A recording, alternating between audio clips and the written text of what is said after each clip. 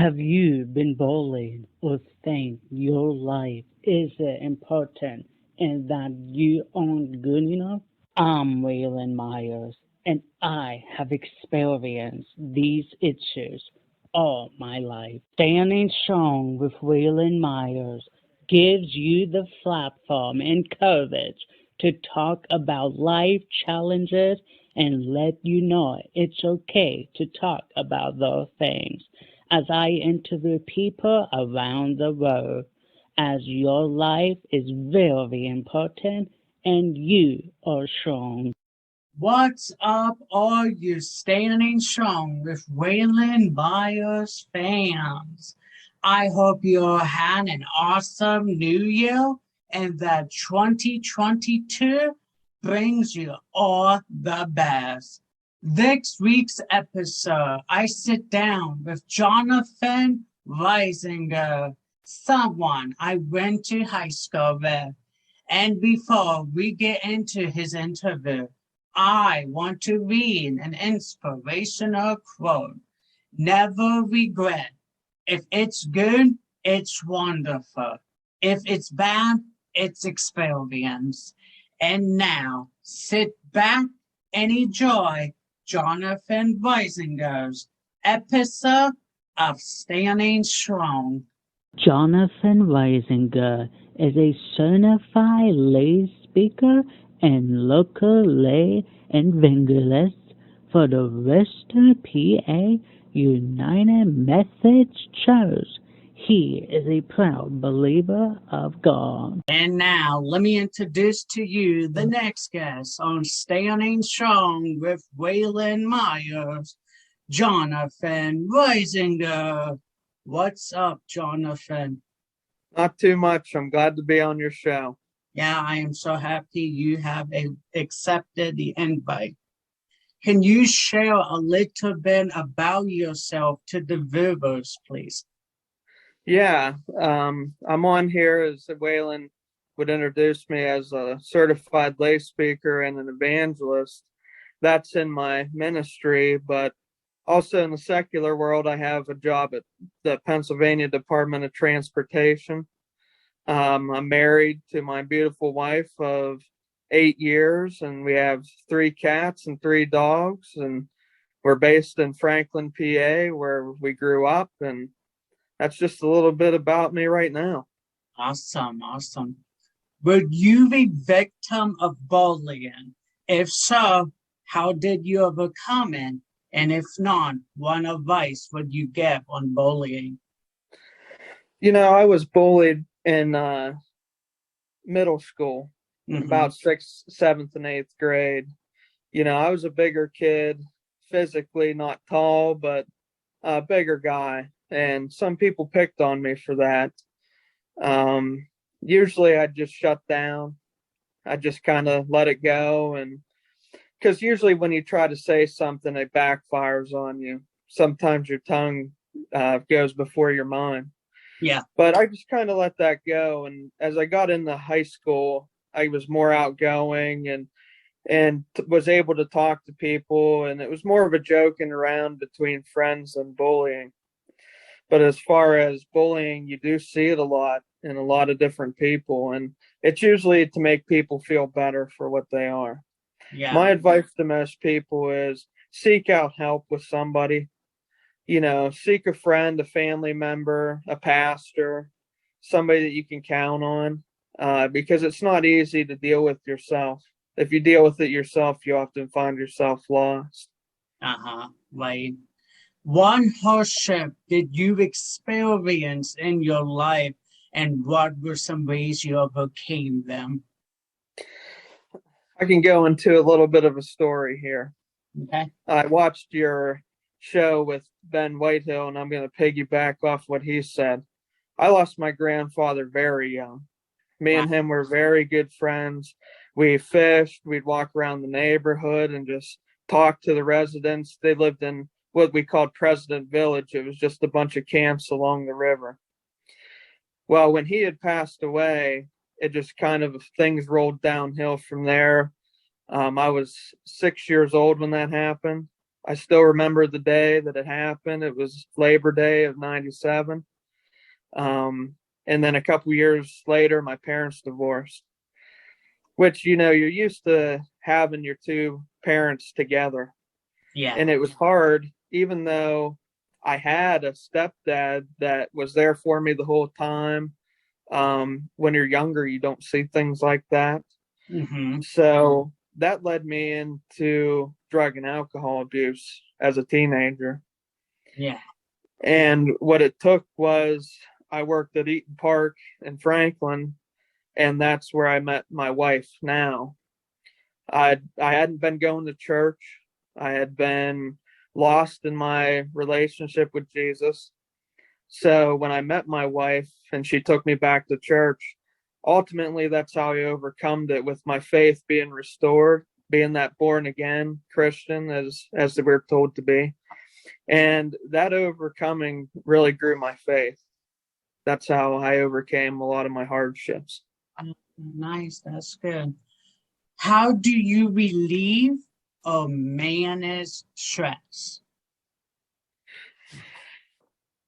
Usually pray about it. Mm-hmm.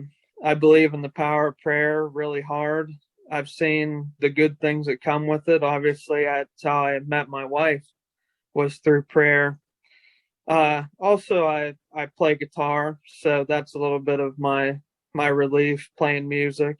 Mm-hmm. But really, I find that reading the good book, the Bible, I find a lot of my stress relief. I can find things. Right now, we're kind of in a stressful situation with my wife's grandmother's not doing good.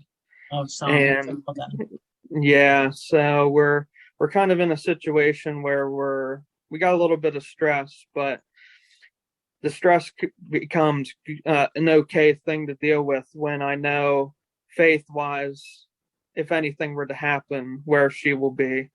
Mm-hmm. And to know that me and my wife can build faith on her faith.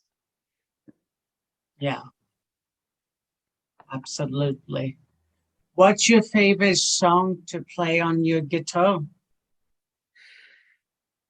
I would have to say I like to play a lot of praise music. Mm-hmm. My wife even bought me a ukulele, so I was playing Christmas music and things on that. But I do listen to a lot of rock music. Awesome. And I don't know, I guess I find comfort in some like Chris Tomlin praise music. Yeah, yeah. Because I play along with the songs and you can hear the words, and I find comfort in that. That's good. That's good.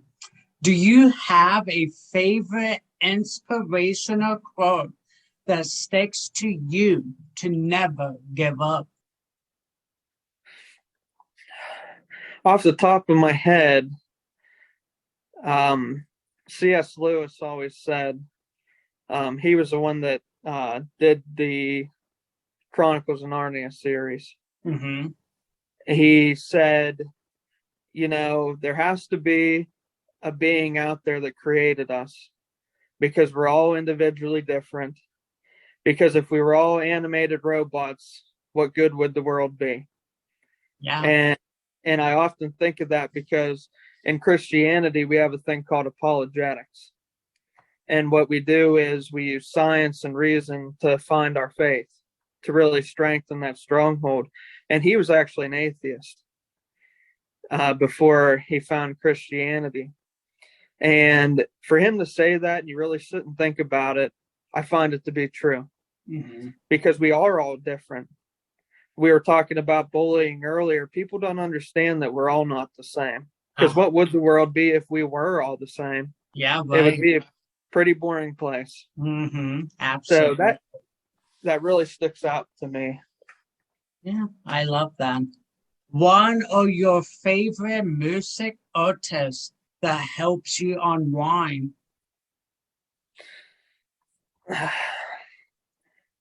I listen to, like I said, a lot of rock music. And I listen to some Christian heavy metal music too.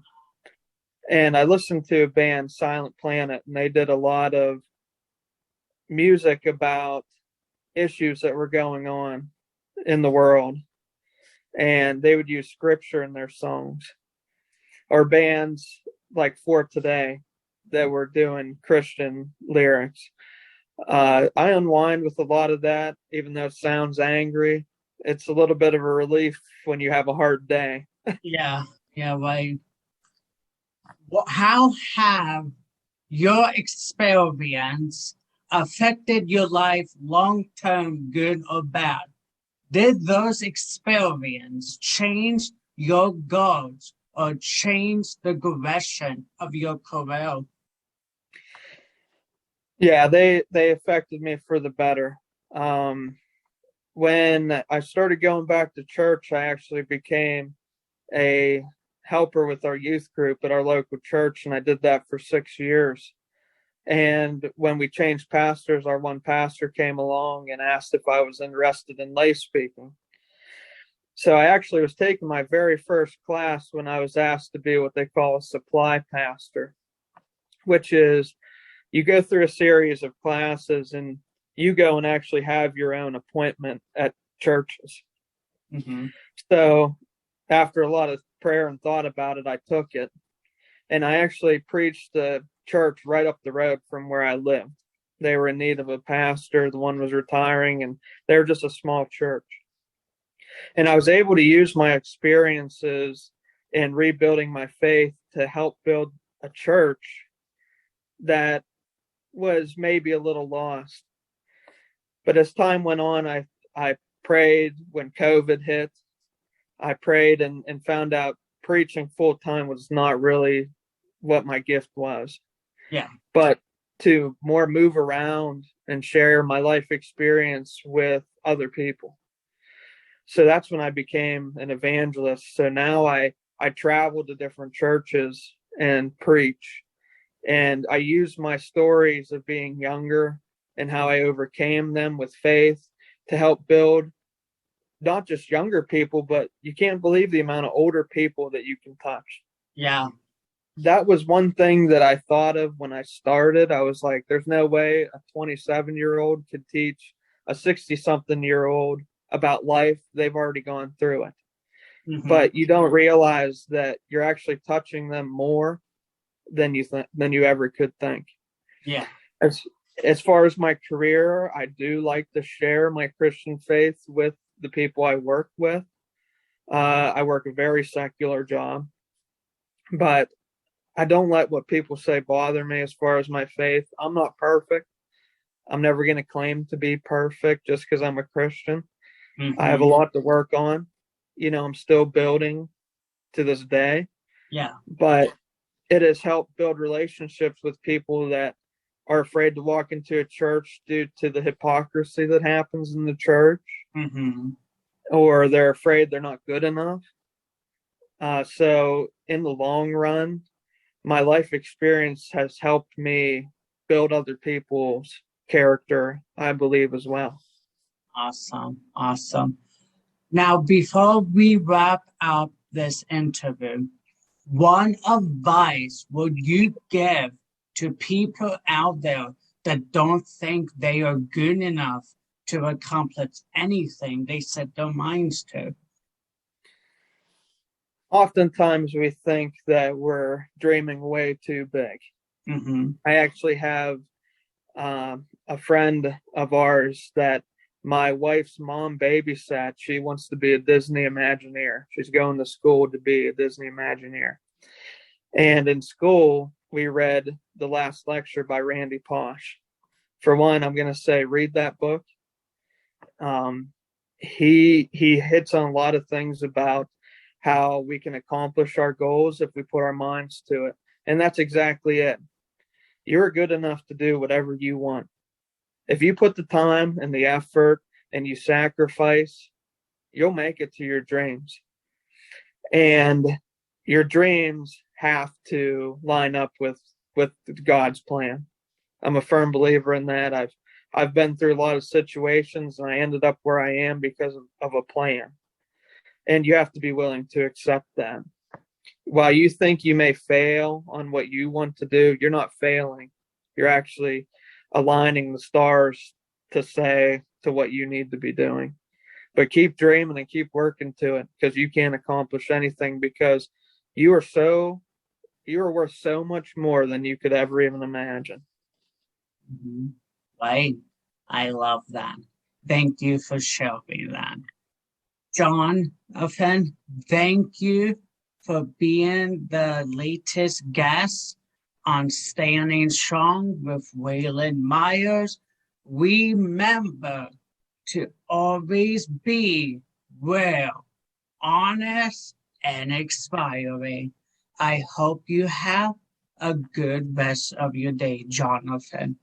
Thank you for being on. And I hope you do too, Waylon. And I love what you're doing. And anybody watching this, check out all his other videos and keeping on with what he's doing, because this man's going to do a lot for the world. And you are, Waylon. And I thank you for having me. Thank you so much. I appreciate that, Johnathon. Have a good one. You too. Until next week, everyone, I will catch you all later. God bless. Bye. You just watched Standing Strong with Waylon Myers. Follow and support the show on social media on Facebook, Standing Strong with Waylon Myers, on Twitter, SSW Waylon Myers, on Instagram, Standing Strong with Waylon Myers, and on TikTok, SSW Waylon Myers. And for everything Standing Strong with Waylon Myers, visit the official website at www.waylonmyers.com. Until next week, everyone, thank you for watching.